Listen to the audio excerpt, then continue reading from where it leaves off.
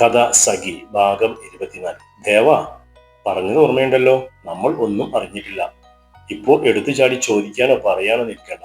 ഈ വരവിന് പിന്നിൽ ധായുവിനെ കാണുക, അവളുടെ കൂടെ 2 ദിവസം ചിലവഴിക്കുക എന്നത് മാത്രം, അതല്ലാതെ വേറെ ഒന്നുമില്ല. വണ്ടിയിൽ നിന്നും ഇറങ്ങാൻ നേരം നന്ദൻ പതിഞ്ഞ സ്വരത്തിൽ ദേവനോടായി പറഞ്ഞു. ഇതെന്താടാ രണ്ടാളും ഒരു മുന്നറിയിപ്പ് പോലും തരാതെ വന്നത്? തന്റെ ഉള്ളിലെ ആദി മറച്ചു പിടിച്ചുകൊണ്ട് ജോ വണ്ടിക്കരികിലേക്ക് ചെന്ന് അവരിരുവരോടുമായി ചോദിച്ചു. എന്താണ് നിന്റെ മുഖത്തൊരു കള്ളലക്ഷണം? ജോയുടെ മട്ടും ഭാവവും നിൽപ്പും കണ്ട് വണ്ടിയിൽ നിന്നിറങ്ങിയ ദേവൻ അവനരികിലായി ചെന്നുകൊണ്ട് ചോദിച്ചു. അത് പണ്ടേ ഉള്ളതല്ലേ അവന്റെ മുഖത്ത്. പിന്നാലെയായി വന്ന നന്ദൻ ജോയെ നോക്കി കളിയാക്കിക്കൊണ്ട് പറഞ്ഞു. എന്ത് കള്ളലക്ഷണമോ? ഇതേനെന്താ, ചുമ്മാ എന്റെ കയ്യിൽ നിന്ന് വാങ്ങിക്കല്ലേ. രണ്ടും കൂടി അവിടെ നിന്ന് ഇവിടെ വരെ വന്നത് എന്റെ മുഖത്ത് കള്ളലക്ഷണം കണ്ടുപിടിക്കാൻ ആണോ? ആണെന്ന് കൂട്ടിക്കോ അല്ലേ ദേവാ? നന്ദന്റെ ആ പറച്ചിൽ ജോയിൽ ഞെട്ടലുളവാക്കിയെങ്കിലും അവനത് അതിവിദഗ്ധമായി മറച്ചു പിടിച്ചുകൊണ്ട് അവരോട് സംസാരിക്കാൻ തുടങ്ങി. ഇവിടെയുള്ളവർ ആളും അനക്കവും ഒന്നും ഇല്ലല്ലോ.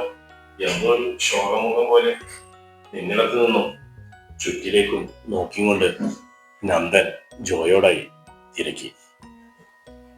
ജോയുടെ ഉള്ളിലെ ആദി വർദ്ധിപ്പിക്കുന്ന വിധത്തിലുള്ള നന്ദന്റെ ചോദ്യങ്ങൾ വീണ്ടും അവനെ ഞെട്ടിക്കുകയാണ്. ഇവരുടെ വരവിന് പിന്നിൽ എന്തോ ഉദ്ദേശമുണ്ടെന്ന് ജോയ്ക്ക് തോന്നി. ഇനി ഇവിടെ നടന്ന കാര്യങ്ങൾ എങ്ങാനും ഇവരിരുവരും അറിഞ്ഞോ? ഏയ്, അങ്ങനെ വരാൻ വഴിയില്ല. പക്ഷെ എന്തോ ഒന്ന് ഈ വരവിന് പിന്നിൽ ഉണ്ട് തീർച്ച. ജോ, നീ എന്താ ആലോചിച്ചു നിൽക്കുന്നത്? നന്ദൻ ചോദിച്ചത് കേട്ടില്ലേ?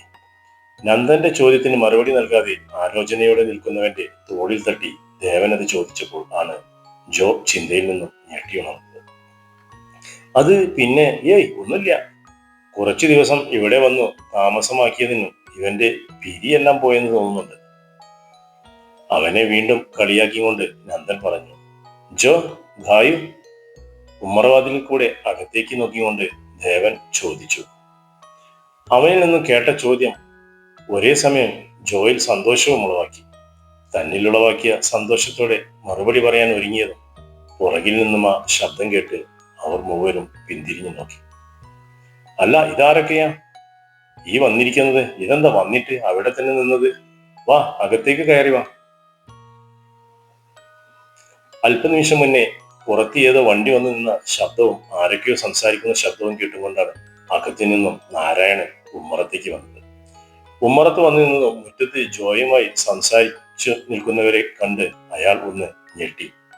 എന്നാൽ നിമിഷ നേരം കൊണ്ട് ആ ഞെട്ടലയാൾ മറച്ചു പിടിച്ചും കൊണ്ട് ഉമ്മറത്ത് നിന്നും പടികളിറങ്ങി മുറ്റത്തേക്ക് വന്നു.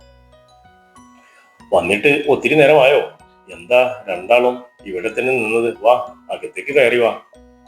അവർക്കരികിലേക്ക് ചെന്ന് നിന്ന് അവരെ അകത്തേക്ക് ക്ഷണിക്കുമ്പോൾ ജോയുടെ മുഖത്തേക്ക് അയാൾ നോക്കി. പ്രതീക്ഷിക്കാതെയുള്ള അവരുടെ വരവിൽ ഞെട്ടി നിൽക്കുന്ന ജോയെ കണ്ടപ്പോൾ തന്നെ അയാൾക്ക് മനസ്സിലായി അവൻ ഒന്നും അവരെ അറിയിച്ചിട്ടില്ല എന്ന്. ഖായു? ഉമ്മറത്തേക്ക് കയറുന്നതിനിടയിൽ ദേവൻ അമ്മാവനോടായി തിരക്കി. കൂട്ടുകാരൻ ഒന്നും പറഞ്ഞില്ലേ? അവർ ഹോസ്പിറ്റൽ വരെ പോയിരിക്കാം, ഉണ്ണിയുടെ ചെക്കപ്പ് ഡേറ്റിന്. ഗായത്രി മോള് കൂടെ ചെല്ലണമെന്ന് ഒരേ വാശി. ലക്ഷ്മിയും ഉണ്ട്. എത്തിച്ചേരേണ്ട സമയം കഴിഞ്ഞു. എന്താണാവോ താമസിക്കുന്നത്? പറഞ്ഞുകൊണ്ട് അയാൾ മുന്നോട്ട് നടക്കാൻ ആഞ്ഞതു. ഫോൺ മുഴക്കിയും കൊണ്ട് ഒരു വണ്ടി മുറ്റത്തേക്ക് വന്നു നിന്നു. ആ, പറഞ്ഞു തീർന്നതെന്താ, അവരിങ്ങെത്തിയല്ലോ. പറഞ്ഞുകൊണ്ട് അയാൾ പിന്തിരിഞ്ഞു. അത് കേട്ടതും ദേവന്റെയും നന്ദന്റെയും കണ്ണുകൾ തിടുക്കം കൂട്ടി തങ്ങളുടെ പ്രിയപ്പെട്ടവൾക്കായി. മുറ്റത്ത് വന്നിരുന്ന വണ്ടിയിൽ നിന്നും ആദ്യം ഇറങ്ങിയത് ലക്ഷ്മിയമ്മയായിരുന്നു. വണ്ടിയിൽ നിന്നും ഇറങ്ങിയവടെ അവരുടെ മിഴികൾ ചെന്നെത്തിയത് ഉമ്മറത്ത് നിൽക്കുന്ന ദേവനിലും. അവരെ അവിടെ കണ്ടതും ഞെട്ടലോടെ ലക്ഷ്മിയുടെ നോട്ടം ഭർത്താവിന്റെ മുഖത്തേക്ക് പതിച്ചതും അവിടെ പ്രത്യേകിച്ച് യാതൊരു ഭാവഭേദവുമില്ലാതെ പുഞ്ചിരിയോടെ നിൽക്കുന്നത് കണ്ട് അവരുടെ ഉള്ളിൽ ആശ്വാസത്തിന്റെ കണിക നിറഞ്ഞുവെങ്കിലും എന്തോ ഒരു ഉത്ഭയം അവരെ വല്ലാതെ പൊതിഞ്ഞു പിടിച്ചു. ഈ സമയം പുറകിലെ ഡോർ തുറന്ന് ഗായുവും ഉണ്ണിയും ഇറങ്ങി വന്നതും തന്റെ മുന്നിലെ കാഴ്ച കണ്ട് വിശ്വസിക്കാനാവാതെ നിന്നിടത്തു നിന്ന് തറഞ്ഞു നിന്നു ഗായു. തന്നെ നോക്കി പുഞ്ചിരിയോടെ നിൽക്കുന്ന ദേവനും നന്ദനും ആ കാഴ്ച കണ്ട് അവളുടെ സന്തോഷത്തിന് അതിരിലായിരുന്നു. പിണക്കം മറന്ന് തന്നെ കാണാൻ വന്നവന്റെ അരികിലേക്ക് ഓടിയെത്താൻ അവളുടെ മനസ്സ് തുടിച്ചു. ദേവാ, ഒരു മന്ത്രണം പോലെ അവളുടെ അധരങ്ങൾ അവന്റെ പേര് ഉച്ചരിച്ചുകൊണ്ട് അവനരികിലെത്താൻ മുന്നോട്ടാഞ്ഞതു. അവൾക്ക് പുറകിലായി ഇറങ്ങി വന്നവന്റെ കൈകൾ അവളുടെ കൈകളിൽ പിടുത്തം മുറുകി. ആർക്കും വിട്ടുകൊടുക്കില്ല എന്ന പോലെ ബലമായി അവൻ ആ കൈകളിൽ പിടുത്തം മുറുക്കി. അവളെ തന്നെ നോക്കി നിന്ന ദേവന്റെ കണ്ണുകളിൽ ആ കാഴ്ച പതിഞ്ഞ നിമിഷം ഉള്ളിൽ നിറഞ്ഞു പൊന്തിയ ദേഷ്യത്തോടെ മുന്നോട്ട് കാലുകൾ എടുത്തു വെക്കാൻ പോയതും തോളിൽ നന്ദന്റെ കൈത്തലം പതിഞ്ഞു. ആ നിമിഷം തന്റെ ഉള്ളിൽ നിറഞ്ഞു പൊന്തിയ ദേഷ്യത്തെ പിടിച്ചു നിർത്തിക്കൊണ്ട് അവൻ പുഞ്ചിരിയുടെ മുഖാവരണം എടുത്തണിഞ്ഞു. അതേസമയം തന്റെ കയ്യിൽ പിടിമുറുക്കിയ ഉണ്ണിയുടെ കൈകൾ അടർത്തി മാറ്റിക്കൊണ്ട് കായു ദേവന്റെ അരികിലേക്ക് ഓടി. സീതക്കുട്ടി പോകല്ലേ, നിക്ക്. തന്റെ കൈകൾ അടർത്തി മാറ്റിക്കൊണ്ട് ദേവന്റെ അരികിലേക്ക് ഓടിയ പെണ്ണിനെ പുറകിൽ നിന്നുകൊണ്ട് ഉച്ചത്തിൽ ഉണ്ണി വിളിച്ചു. സീതക്കുട്ടി. ഉണ്ണിയുടെ സീത എന്നുള്ള വിളി കാതിൽ പതിച്ച നിമിഷം ദേവനും നന്ദനും ഒരുമിച്ചു പിന്തിരിഞ്ഞു തങ്ങൾക്ക് പുറകിലായി നിൽക്കുന്നവനെ നോക്കി. അവരിലൂടെയും നോട്ടം തന്റെ നേർക്ക് പതിച്ച ആ നിമിഷം അവന്റെ ശിരസ് താണു കുറ്റബോധത്താൽ. അത് കണ്ടതും അവർക്ക് ബോധ്യമായി ജോ അവരിൽ നിന്നും എന്തൊക്കെയോ മറക്കുന്നുണ്ടെന്ന്. ദേവാ എന്ന് തുല്ലറൊക്കെ വിളിച്ചു തന്റെ മുന്നിൽ അണച്ചും കൊണ്ട് വന്നു നിന്നവളെ കണ്ട് അവന്റെ കണ്ണുകൾ വിടർന്നു. കണ്ണിമ ചിമ്മാതെ അവൻ അവളെ നോക്കി. എത്രയോ മാസങ്ങളായി അവർ രണ്ടുപേരും പരസ്പരം കണ്ടിട്ട്, ഒന്നും മിണ്ടിയിട്ട്. അന്ന് കണ്ടതിൽ പിന്നെ ഇന്നാണ് ദേവൻ അവളെ തനിക്കടുത്തായി കാണുന്നത്. പലതവണ അവനെ കാണാൻ ആഗ്രഹം പ്രകടിപ്പിച്ചു അവൾ വിളിച്ചെങ്കിലും അവൻ അതിന് ഒരുങ്ങിയില്ല. ഒരുതരം വാശിയായിരുന്നു അവൻ, കാണില്ല എന്നുള്ള വാശി. എന്നാൽ പക്ഷേ അധിക സമയം കാണാതിരിക്കാൻ അവന്റെ മനസ്സ് അനുവദിച്ചിരുന്നില്ല. ഗായി വിളിക്കുന്ന സമയങ്ങളിൽ എല്ലാം അവൾ അറിയാതെ അവളെ നോക്കിക്കാണുകയായിരുന്നു, ഒളിഞ്ഞിരുന്നുകൊണ്ട്. അന്നത്തേതിൽ നിന്നും ഒത്തിരി മാറിപ്പോയി ഗായു. മാഷച്ചന്റെ വിയോഗത്തിൽ വാടി തളർന്നിരുന്ന ഗായു അല്ല ഇന്നിപ്പോൾ അവന് മുന്നിൽ നിൽക്കുന്നത്. അച്ഛന്റെ മരണശേഷം അവളുടെ കണ്ണുകൾ നഷ്ടപ്പെട്ട തിളക്കം ഇന്ന് ആ കണ്ണുകളിൽ സ്ഥാനം പിടിച്ചിട്ടുണ്ട്. അവളുടെ ചുണ്ടിൽ വിടരുന്ന പുഞ്ചിരിക്ക് പോലും എന്തോ ഒരു പ്രത്യേകത പോലെ തോന്നിയവന്. അവളുടെ മുഖത്തു നിന്ന് നഷ്ടമായ കുസൃതിയും പരിഭവങ്ങളും പിണക്കങ്ങളും എല്ലാം ആ മുഖത്ത് തെളിഞ്ഞു നിൽക്കുന്നത് പോലെ തോന്നിയവൻ. ദേവനരികിലായി നിന്ന നന്ദന്റെയും സ്ഥിതി മറിച്ചായിരുന്നില്ല. അവനും നോക്കി കാണുകയായിരുന്നു ഗായുവിനെ വന്ന മാറ്റം. മാഷച്ചൻ ഉണ്ടായിരുന്നപ്പോഴുള്ള അവളുടെ പ്രസരിപ്പും ചുറുചുറുക്കും വീണ്ടും അവളിൽ എത്തിച്ചേർന്നതുപോലെ തോന്നിയവൻ. എല്ലാം നഷ്ടമായി കണ്ണുകളിൽ നിരാശ മാത്രം തെളിഞ്ഞിരുന്ന പെണ്ണിൽ നിന്നും ഇന്നവർ ഒത്തിരി മാറിപ്പോയി എന്നവന് തോന്നി. തന്നെ കണ്ണിമ ചിമ്മാതെ നോക്കിക്കാണുകയായിരുന്ന ഇരുവരെയും മാറി മാറി നോക്കി നിന്ന ഗായു പെട്ടെന്ന് പരിസരം പോലും മറന്നുകൊണ്ട് ദേവനരികിലേക്ക് ചെന്ന് അവനെ ഇറുക്കെ പുണർന്നു. പൊട്ടിക്കരഞ്ഞുകൊണ്ട് ഒരു മന്ത്രണം പോലെ അവന്റെ പേര് ഉരുവിട്ടും കൊണ്ട് അവന്റെ മാറിലേക്ക് ചേർന്നു നിന്നവൻ. പ്രതീക്ഷിക്കാതെയുള്ള അവളുടെ ആ നീക്കത്തിൽ ഞെട്ടിയ ദേവന്റെ കൈകളും അവളെ പുണർന്നു. ആ കാഴ്ച കണ്ടു നിന്ന നന്ദന്റെയും ജോയുടെയും മനസ്സ് ഒരുപോലെ നിറഞ്ഞെങ്കിൽ ജോയുടെ ഉള്ളിൽ ഒരു നീറ്റൽ അനുഭവപ്പെട്ടു. ഗായുവിന്റെ കാര്യം ദേവൻ അറിയാനുള്ള അവസ്ഥ അതവന്റെ മനസ്സിനെ ഭയപ്പെടുത്തി. ജോയുടെ മനസ്സ് ഭയപ്പെട്ടതുപോലെ തന്നെ ആ കാഴ്ച ലക്ഷ്മിയിലും നാരായണനും ഒരു ഭീതി ഉളവാക്കി. അത് അവരുടെ മുഖങ്ങളിൽ പ്രതിഫലിക്കുകയും ചെയ്തു. എന്നാൽ ആ കാഴ്ച മറ്റൊരുവിന് ഇഷ്ടമായില്ല. അതിന്റെ നീരസം മുഴുവൻ അവനിൽ പ്രകടമായ നിമിഷം അവൻ അവർക്കരികിലേക്ക് പാഞ്ഞു ചെന്നുകൊണ്ട് ഉച്ചത്തിൽ പറഞ്ഞു, വിടടാ എന്റെ സീതക്കുട്ടിയെ വിടാൻ ദേഷ്യത്തോടെ പറഞ്ഞുകൊണ്ടവൻ ദേവനിൽ നിന്നും ഗായത്രിയെ പിടിച്ചു മാറ്റാൻ ശ്രമിച്ചു. പ്രതീക്ഷിക്കാതെയുള്ള ഉണ്ണിയുടെ ആ നീക്കത്തിൽ ഞെട്ടിപ്പോയ നാരായണനും ലക്ഷ്മിയും പെട്ടെന്ന് ഓടിച്ചെന്ന് അവനെ തടുക്കാൻ ശ്രമിക്കുന്നതിന് മുന്നേ ദേവനിൽ നിന്നും അടർന്നു മാറിയ ഗായു ഉണ്ണിക്കരികിലേക്ക് ചെന്ന് അവന്റെ കൈകളിൽ പിടുത്തമിട്ടു. അത് കണ്ടുവന്ന ലക്ഷ്മിയും നാരായണനും ആശ്വാസത്തിന്റെ നെടുവീർപ്പ് ഉയർന്നുവെങ്കിലും അത് കണ്ട മറ്റൊരുവനിൽ ഉടലെടുത്ത ദേഷ്യം അത് നിയന്ത്രിക്കാനാകാത്ത വിധത്തിലായിരുന്നു. അത് മനസ്സിലാക്കിയ ഗായു ദേവനെ ദയനീയമായി ഒന്ന് നോക്കി. അവളുടെ നോട്ടത്തിന്റെ അർത്ഥം മനസ്സിലാക്കിയ ദേവൻ തന്റെ ഉള്ളിലെ ഉടലെടുത്ത ദേഷ്യത്തെ സ്വയം നിയന്ത്രിച്ചു നിർത്തി. ദേവാ, അത് ഉണ്ണിയേട്ടനെ അറിയാം ഗായു. നീ പറയണമെന്നില്ല. ഉണ്ണിയെക്കുറിച്ചും എന്തോ പറയാനായി അവൾ ഒരുങ്ങിയതും അവളെ തടഞ്ഞുകൊണ്ട് അവൻ പറഞ്ഞു, എന്റെ മാത്രം സീതയാ, തരില്ല. ഞാൻ ആർക്കും. ഗായുവിന്റെ കൈകളിൽ പിടുത്തം മുറിക്കിക്കൊണ്ട് ആരോടെന്നില്ലാതെ ഒരു കൊച്ചുകുട്ടിയുടെ കണക്കെയുള്ള ഉണ്ണിയുടെ വർത്തമാനം ദേവന് ഇഷ്ടായില്ല. അതിന്റെ നീരസം അവന്റെ മുഖത്ത് പ്രകടമായത് കൃത്യമായി ഗായി കണ്ടു. പ്ലീസ് ദേവ, എനിക്ക് വേണ്ടി. അവളുടെ മിഴികൾ അവനെ നോക്കി യാചിച്ചു. ആ മിഴികളിലെ യാചന അത് അവന് കണ്ടില്ല എന്ന് നടിക്കാനായില്ല. അവൻ അവളെ നോക്കി ഒന്ന് പുഞ്ചിരിക്കാൻ ശ്രമിച്ചു. അത് കണ്ടതും അവളിൽ ഒരു ആശ്വാസം നിറഞ്ഞു. എന്നാൽ പക്ഷേ ദേവന് പുറകിൽ നിൽക്കുന്നവന്റെ മുഖത്തേക്ക് അവൾ ഒന്ന് നോക്കിയതും തന്നിൽ നിറഞ്ഞു വന്ന ആശ്വാസത്തിന്റെ മുഴുവൻ ചോർന്നു പോകുന്നതും അവൾ അറിഞ്ഞു. ആ മതി മതി, ഇവിടെ നിന്നുള്ള വിശേഷം പറച്ചിലുകളും മറ്റുമെല്ലാം. ഇനിയുള്ള വിശേഷം പറച്ചിലുകൾ എല്ലാം അകത്തേക്ക് കയറിയിരുന്നിട്ടാകാം. ഒരു കുട്ടികളെ, യാത്ര ചെയ്തു വന്നതല്ലേ, ക്ഷീണം കാണും. ജോ അവരെ മുറിയിലേക്ക് കൂട്ടിക്കൊണ്ട് പോകട്ടോ, ഞാൻ കുടിക്കാൻ എന്തെങ്കിലും എടുക്കാം. അതും പറഞ്ഞുകൊണ്ട് ലക്ഷ്മിയമ്മ മുന്നോട്ട് നടന്നു. അവർക്ക് പുറകിലായി മറ്റുള്ളവർ. അല്ല, ആരിത്? മാണിക്യമംഗലത്തെ കുട്ടിയല്ലേ ഇത്? ഞാൻ കരുതി ഈ വഴി മറന്നോന്ന്. എന്താ ഈ കാര്യങ്ങള്? എല്ലാം വന്നോ ആ കുട്ടി തറവാട്ടിലേക്ക്? സമയം അധികമായിട്ടില്ലട്ടോ, പൗർണമി ദിവസം ഇങ്ങ് അടുക്കാറായി. പിന്നെ ഈ വഴി കാണാതെ ആയപ്പോൾ കരുതി എല്ലാം ഉപേക്ഷിച്ചെന്ന്. പറഞ്ഞ കാര്യത്തിൽ എന്തേലും തീരുമാനമായോ?